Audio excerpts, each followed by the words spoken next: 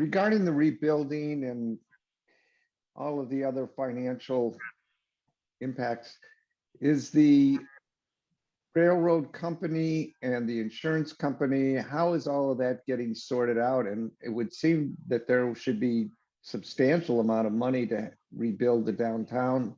Obviously, there was compensation to the victims, but as far as the rebuilding, isn't there a substantial amount of money to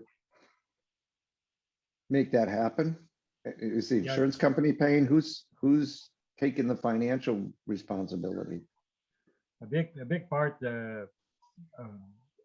from the insurance company. They paid it for the reconstruct the damages, you know, but they claim it back to the company, you know, and to get for the compensation, you know, and but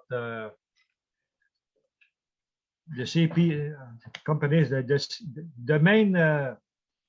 main company who was dealing for the oil transporting, it was the Canadian Pacific, you know, and they paid a few $100 million, you know, but still our government, you know, like the federal and the provincial government paid a lot of money to help people rebuilding, trying to rebuild the town, you know, and pay for the damages to the private, you know. So it will never be enough money to rebuild our downtown.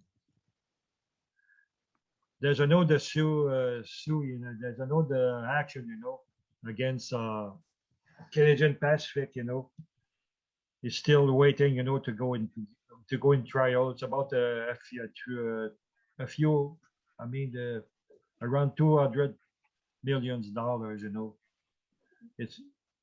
We are waiting if it's going to be accepted in court, you know, for a trial. So another thing waiting. Yeah, I remember that the insurance amount that they had was not enough to pay for the damages. I see it, there was 200 million that was to be distributed in settlement funds to the victims' families. Yeah,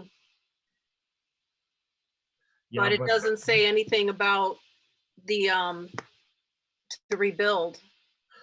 Not much. Still, there's some money for, but if you figure out all the amount for the claimant, you know, I think that l'accident, jusqu'à 2 milliards. Yeah, it's close to. It's close to $500 million, you know, the damages, you know, for the accident. Close to $500 million. It's a great thing. A lot of damages.